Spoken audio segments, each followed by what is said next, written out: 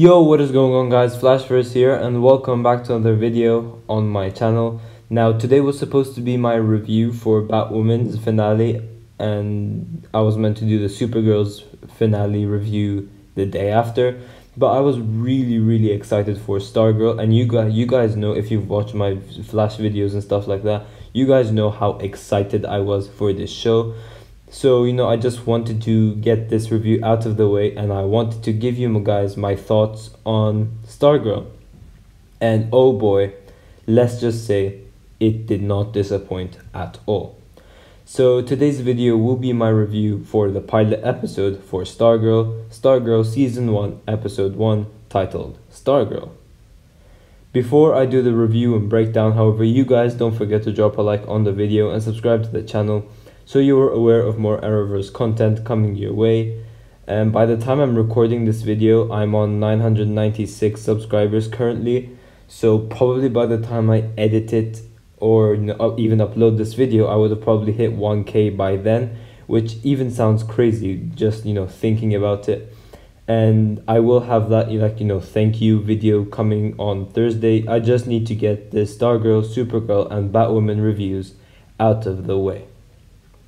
But yeah, obviously, spoiler alert, if you guys haven't seen the episode, you have been warned. So this episode kicks off with a flashback, and it's 10 years before present day, and it takes place in Christmas Eve.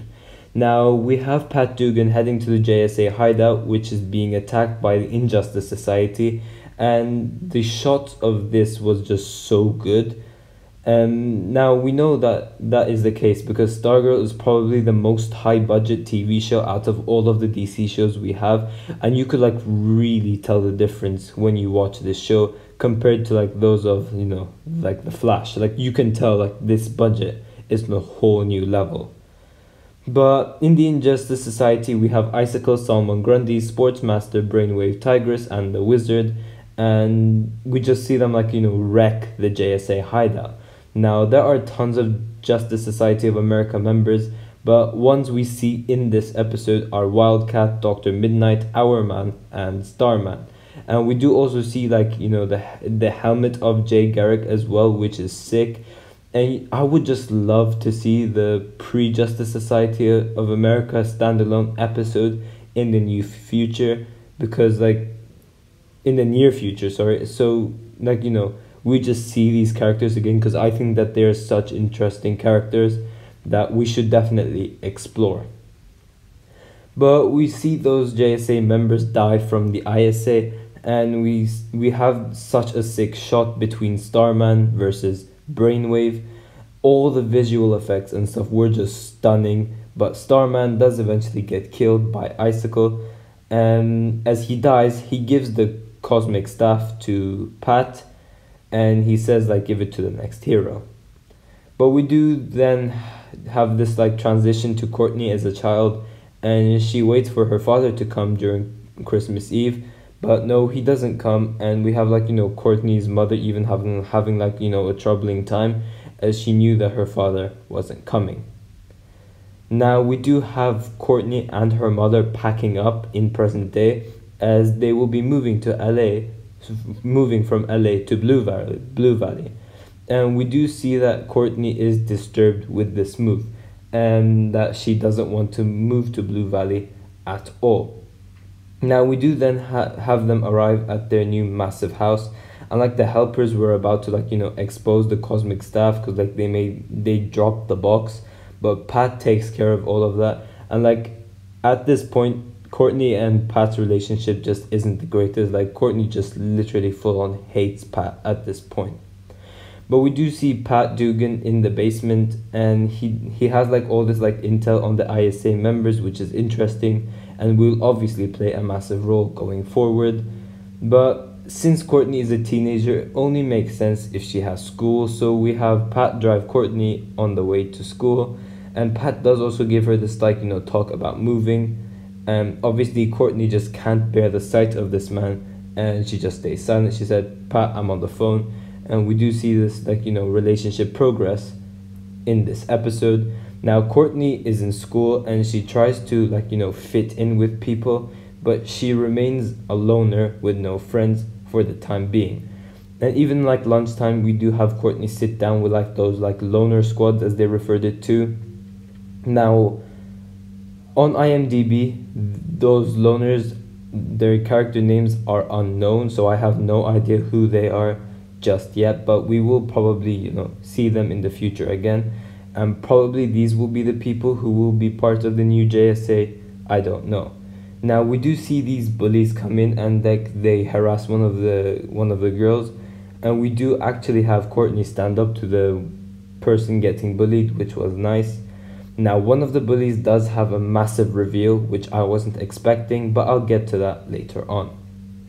We then have Courtney having a bad day at school, and we see her go down to the basement all just in anger, and she kicks down this box, and she discovers Pat's secret identity as Stripesy, and she does, find the photo of the JSA as well. But in regards to the cosmic staff essentially calls to her. She isn't the one that finds it. And we have Courtney flying, and I just love the effects of the staff. Like, with this high budget, the cosmic staff and everything just looks sick. But Courtney goes into this driveway, and she does see those bullies bullying other people. But we have Courtney cover her face with this face mask that she took from her pocket, and she puts that hood on, and she tries to take down the tires of the car at first, because she makes those bullies make fun of that person's car. But one of the bullies noticed that there's someone trying to take out the tires. They try to confront her. Now the cosmic staff does all the fighting for her. We have this great fight scene with the cosmic staff and the bullies, and it's just the cosmic staff controlling Courtney. She doesn't really do anything. But yeah, it was just sick seeing Courtney and the cosmic staff take down these bullies. But then this leads to the cosmic staff blowing up the bullies' car. Now, we do have Pat and Courtney have a talk when she gets back, since she just discovered Pat's secret identity, but also Pat knows that the staff works for her for some reason. Now, due to this, Courtney does think that Starman is her father, as both Starman and Courtney's father disappeared in Christmas Eve, which is an interesting mystery. But that isn't the case, as Pat says. It's just a coincidence and stuff. But Courtney does think that they look very alike and things like that. But Courtney does learn from her mother that her father is just an idiot who doesn't care about them, whereas Pat does. And you do see that, as Courtney's mother is much happier and feels more happy with Pat than she was before. But then this leads to this great talk between Pat and Courtney, and as I said, their relationship has progressed massively in just this one episode.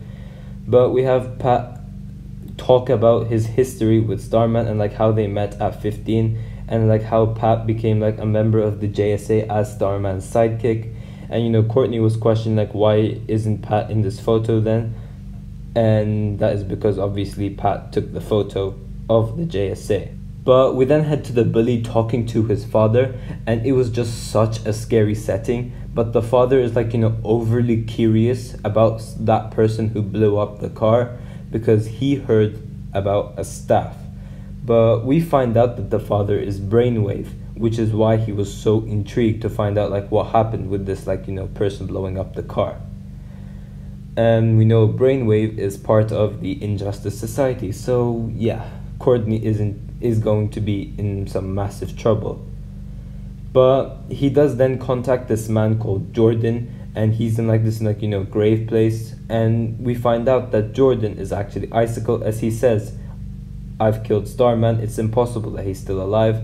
And the bully's father acknowledges the fact, and he says there's a new Starman in town, and Icicle does tell Brainwave to wait for him till they take action. But Brainwave just wants to end this once and for all, and doesn't listen to Jordan, aka Icicle. We then have Courtney and the cosmic staff going somewhere to do some training, and it was a sick training scene, although it was a minute long. Look, we have Courtney do some like her athletic flips and stuff, and like, you know, she tries flying with the cosmic staff and stuff. But while flying, this catches Brainwave's attention, so he attacks Courtney and the cosmic staff with some tires as they fall down.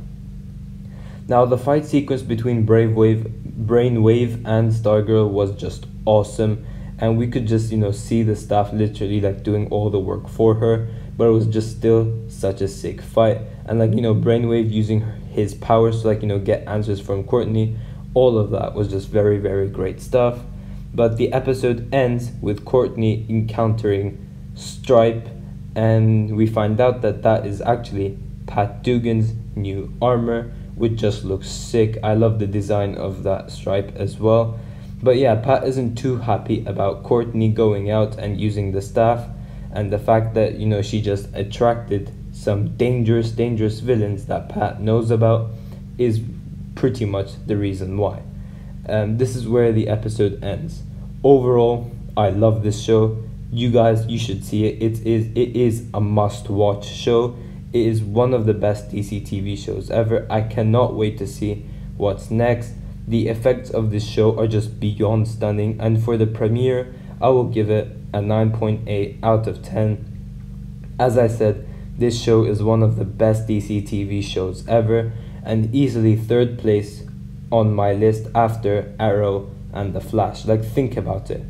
Just one episode and already my third favorite DC show. Like, that is how good this show is. But yeah, guys, thanks for watching. If you guys have enjoyed the video, please give a like and subscribe, and I will see you guys in my next video.